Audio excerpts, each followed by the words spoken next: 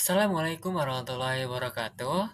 Selamat pagi dan salam sejahtera bagi kita semua. Kembali lagi bersama kami di kelompok 1 HSDRB Sains Data Angkatan 2022. Nah, teman-teman sekalian, di sini pada minggu ketiga, minggu kali ini kami akan membawakan judul yang berjudul Hubungan Antara Tingkat Stres dan Kebiasaan Belajar Terhadap Indeks Kumulatif Mahasiswa. Nah, tentu saja dari judul ini kami akan bersinggungan dan juga saling berhubungan dengan materi di minggu yang ketiga, yaitu di analisis regresi, baik itu di analisis regresi linear maupun di berganda. Oke, nah sebelum kita berlanjut ke materi yang nanti bakalan buat pusing kalian semua, ya. Nah, untuk intro sedikit ya, aku bakalan memperkenalkan nih ke tim-tim anggota aku ya. Yang pertama ada aku sendiri, Residen Nusantara dengan NIM 80. Yang kedua ada Farona Afifa Ardiansyah dengan NIM 46. Dan yang ketiga itu ada Octavia Nurenda dengan NIM 41. Ada Aditya Rahman dengan NIM 113 dan yang terakhir ada Nathanael Daniel Santoso dengan NIM 59. Nah, ini bakalan kami berlima lah yang akan membahas gimana caranya di minggu yang ketiga ini dalam studi kasus ini, dalam pemecahan masalah ini. Seperti itu. Analisis regresi linear adalah suatu metode statistika yang digunakan untuk membentuk model hubungan antara variabel terikat atau dependen atau respon atau Y dengan satu atau lebih variabel bebas atau independen atau prediktor atau X. Regresi linear adalah perangkat yang berguna untuk memprediksi respon kuantitatif. Pada kali ini ada dua model regresi linear yang akan dibahas, yaitu pertama analisis regresi linear sederhana dan regresi linear berganda. Pada kali ini, kelompok kami akan membahas tentang hubungan antara tingkat stres dan kebiasaan belajar terhadap indeks prestasi kumulatif pada mahasiswa menggunakan uji regresi linear. Oke, nah tadi kan sudah dibahas nih terkait pendahuluannya gimana, ya kan? Nah sekarang langsung masuk ke bab kedua, yaitu di studi kasus. Nah di studi kasus ini, di sini kita akan mendeskripsikan dataset terlebih dahulu. Nah untuk datasetnya dari judul kami yaitu untuk variabelnya itu kami akan menjelaskan yang pertama itu ada X1 ya. X1 itu sebagai tingkat dari stres. Yang kedua itu ada X2 yaitu pada kebiasaan mahasiswa untuk belajar. Dan dari variabel Y-nya itu kita mengambil dari indeks prestasi kumulatif mahasiswa.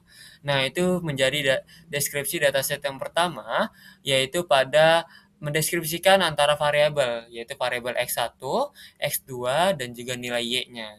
Nah, untuk selanjutnya kita akan memakai regresi linear dan juga regresi berganda. Nah, tadi kan sudah jelaskan nih antara regresi linear itu apa, regresi berganda itu apa. Nah, selanjutnya kita akan membahas lebih jauh terkait gimana sih caranya memecahkan masalah dari studi kasus ini menggunakan regresi linear dan juga regresi berganda.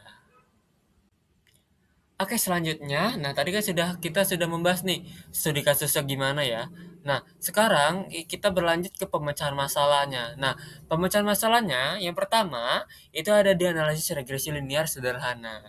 Nah, di sini kita memakai rumus yang belajar dari PPT yang sebelumnya di minggu yang ketiga. Y sama dengan B0 ditambah B1 X.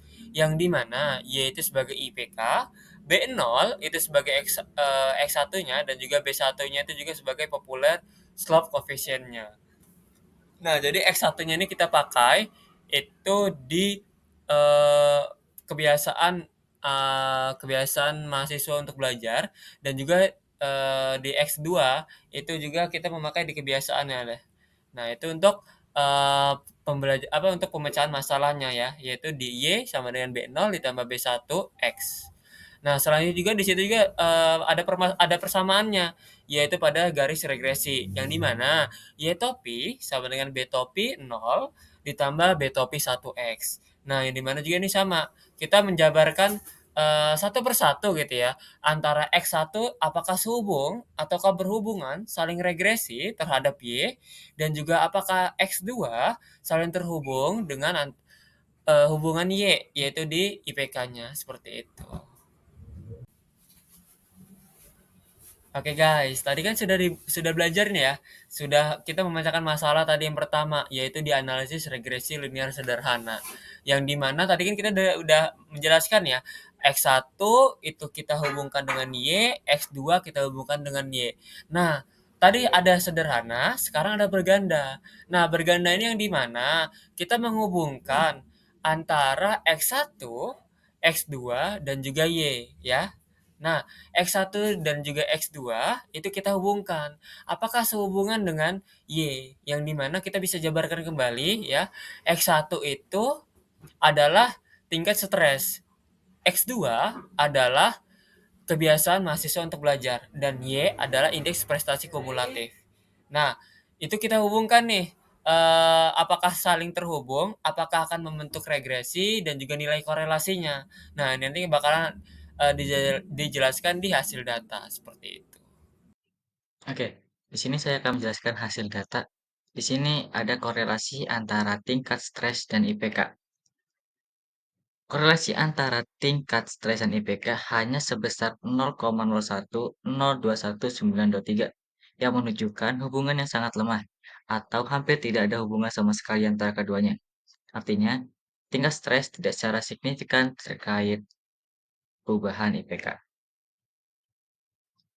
Hubungan antara korelasi X1 dan Y1 sebesar 0,035964 dan korelasi antara X2 dan Y1 sebesar 0,07804575.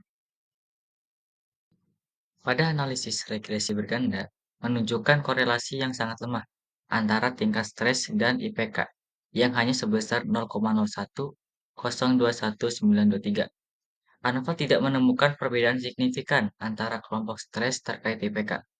Regresi linear menunjukkan dampak rendah pengaruh stres 0,03308 dan nama belajar 0,011878 terhadap IPK.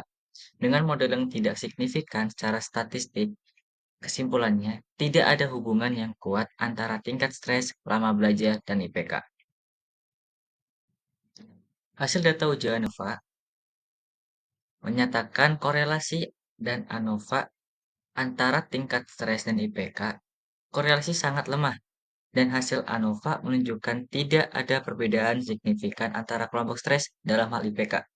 Kesimpulannya tidak ada hubungan yang kuat antara tingkat stres dan IPK dalam data ini.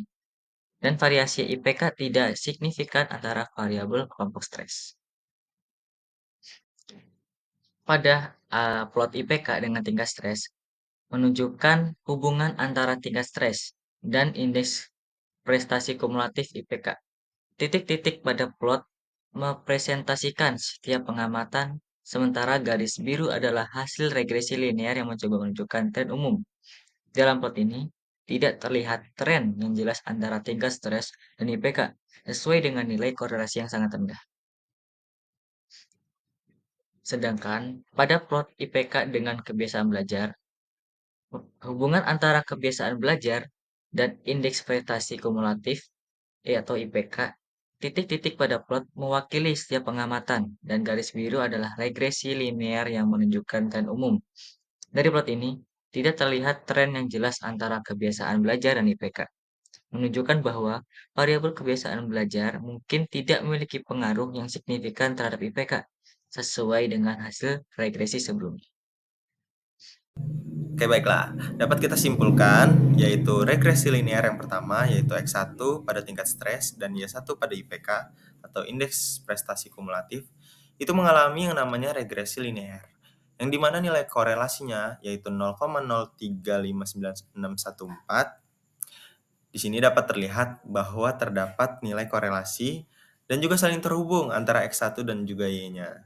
Dan yang selanjutnya yaitu X2 pada kebiasaan belajar pada mahasiswa terhadap nilai Y pada IPK atau indeks prestasi kumulatif itu juga saling terhubung yang dimana untuk nilai korelasinya itu sebesar 0,07804,575 membuat antara X2 dan Y itu saling terhubung.